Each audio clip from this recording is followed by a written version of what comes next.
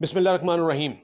Supreme court के एक 3 रुकनी bench ने आज 8 फरवरी 2024 को इलेक्शन करवाने का बाकायदा हुक्मनामा जो है वो जारी कर दिया है।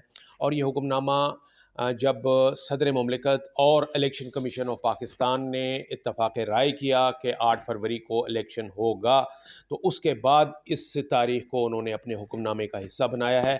यूँ सुप्रीम कोर्ट जो है वो इस इलेक्शन कराने वाले मामले पर एक गारंटर के तौर पर उन्होंने इस यानी कि 8 तारीख के ऊपर मोहर तस्दीक जो है वो सब्त कर दी है। और ये सुप्रीम कोर्ट का 3 रुकनी बेंच था। चीफ जस्टिस इसकी सरबराही कर रहे थे, चीफ जस्टिस जस्टिस काजी फाइज ईसा, इसके अलावा जस्टिस अमीनुद्दीन खान और जस्टिस अतर मिनल्ला, ये इस बेंच के रुकन थे।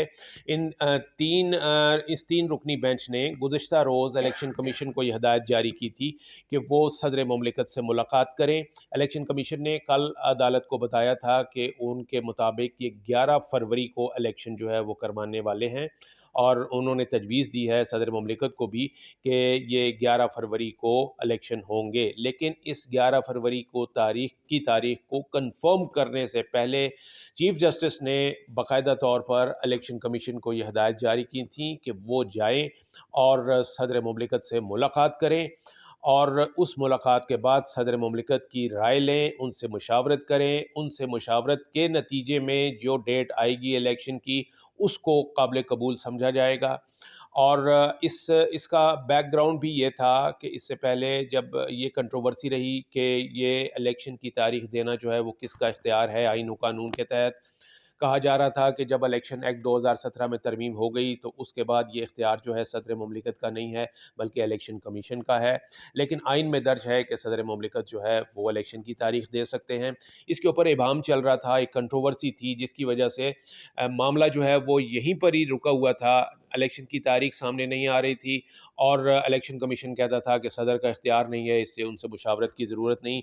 यहाँ तक कि सदर ममलिकत ने इलेक्शन कमीशन को ख़त लिख कर मदऊ किया था कि वो आएँ, और उसके बाद ये एक इत्तफ़ाक़ राय से एक डेट जो है वो दी जा सके। लेकिन इलेक्शन कमीशन ने सदर ममलिकत को उस वक्त टका सा जवाब दिया था, लिख के ये कह दिया था कि जी हम आपसे मुलाकात करने की ज़रूरत नहीं है, इसलिए कि कानून के मुताबिक ये इलेक्शन कमीशन जो है वो अब पाबंद नहीं है कि आपसे मुलाकात करे या इलेक्शन की डेट जो है उसके बारे में आपसे मशावरत करे। इस पर सदर ममलिकत ने कानूनी राय जो है वो भी तलब की थी ministry of law and justice से, और उनसे ये पूछा था कि कानून क्या कहता है। तो जो राय आई थी वजारत कानून की सदर ममलिकत को, वो भी ये थी कि इलेक्शन कमीशन का ये इख्तियार है कि वो इसकी डेट देंगे। लेकिन गुज़िश्ता रोज़ जब समाअत हुई सुप्रीम कोर्ट में, तो इस कंट्रोवर्सी में पड़े बगैर कि ये इख्तियार किसका है, चीफ जस्टिस ने और बेंच के जो दीगर रुकन थे उन्होंने मुतफ़िका तौर पर इलेक्शन कमीशन को यह हदायत जारी की कि वो सदर ममलिकत के पास जाएँ, खुद से जाएँ, वो मदऊ नहीं भी करते तो जाएँ, उनका दरवाज़ा खटखटाएँ, उनसे मुलाकात करें और उनसे इस इलेक्शन की डेट के हवाले से बात की जाए। तो ये मामला जो था ये इसके गुज़िश्ता रोज़ के हुक्मनामे पर यही हुआ कि election commission, chief election commissioner और चारों जो इलेक्शन कमीशन के अरकान थे, सूबाई अरकान, यानी ये 5 रुकनी डेलीगेशन जो था, जो कि मुकम्मल इलेक्शन कमीशन जिसे हम कह सकते हैं, ये मुकम्मल इलेक्शन कमीशन जो है कल सदर ममलिकत के पास गया। उनको वो तजावीज़ दी, 11 तारीख उनको सजेस्ट की और फिर उनसे मुशावरत की। सदर ममलिकत ने इस मौके पर उन्होंने अपना इख्तियार इस्तेमाल किया। उन्होंने कहा कि मेरी मुशावरत के मुताबिक या मेरे अगर मशवरे पर अमल करना है तो ये तारीख जो है वो 8 फरवरी होनी चाहिए।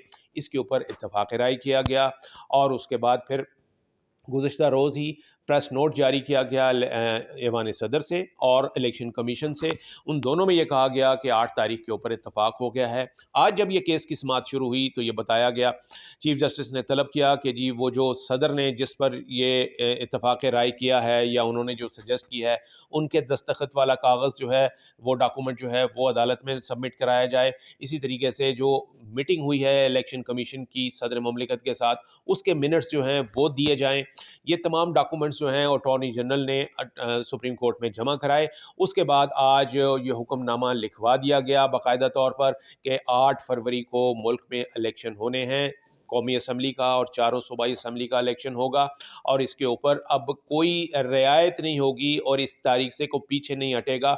और इलेक्शन कमीशन जो है वो बाकायदा इसका शेड्यूल जारी करेगा, जो कि ये बताएगा, जो कि पोलिंग डेट से 54 दिन पहले जारी होता है। यानी जब दिसंबर का फर्स्ट वीक होगा, उसमें ये शेड्यूल जो है वो बाकायदा तौर पर जारी हो जाएगा, जिसमें बताया जाएगा कि कब कागजात नामजदगी जो है वो जमा कराए जा सकते हैं और कब उनकी जांच पड़ताल होगी। वो पूरा एक सीक्वेंस होता है जो कि इलेक्शन शेड्यूल में होता है। तो वो दिसंबर के फर्स्ट वीक में जारी होगा, और जो आपके इलेक्शन हैं वो 8 फरवरी को होंगे। और चूंकि इस वक्त ये गारंटी जो है वो सुप्रीम कोर्ट की जानिब से आई है, तो सुप्रीम कोर्ट इसमें गारंटर है, तो इसलिए हम ये कह सकते हैं कि इसमें अब कोई इबाम नहीं है कि जो इलेक्शन है मुल्क में आम इंतखाबात जिनका के अल्तवा जो है वो एक अरसे से चला आ रहा था, और ये कहा जा रहा था कि आइन और कानून के मुताबिक 90 दिन में इलेक्शन होने थे, नहीं हो सके। तो अब ये समझा जाए कि तकरीबन 1 साल के बाद ख़ास तौर पे पंजाब असम्बली और खैबर पख्तूनख्वा असम्बली, जो कि गुज़िश्ता 1 साल से जिनमें जो निगरान हुकूमतें हैं वो चली आ रही हैं, तो अब तमाम असम्बलियों का, यानी कौमी असम्बली और चारों सूबाई असम्बली, इनका इलेक्शन जो है वो 8 फरवरी को होगा। और सुप्रीम कोर्ट ने बाकायदा तौर पर अपने हुक्मनामे में दर्ज कर दिया है, और ये भी कह दिया है कि जो इस हुक्मनामे को वायलेट करेगा, यानी इलेक्शन ना करवाने का अगर वो कोई इसमें हर्डल अटकाएगा, तो ऐसी सूरत में ये तौहीन अदालत के मुर्तकब होगा। उसकी वजह यह है कि ये अब अदालत का हुक्म है कि 8 फरवरी को इलेक्शन होने हैं।